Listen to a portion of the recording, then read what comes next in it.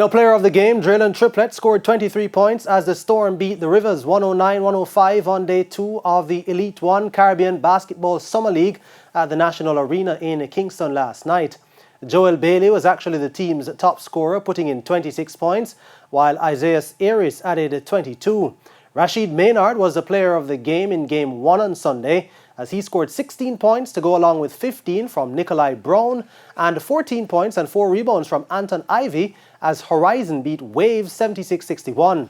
Both teams also won on the opening day of the league on Saturday. President of the Jamaica Basketball Association, Paulton Gordon, is hoping the league will allow players to announce themselves to scouts from various leagues overseas.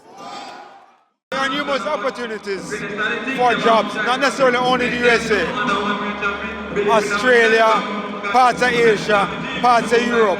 So if we can create that platform for them, then the opportunities will be there for them to have contracts overseas.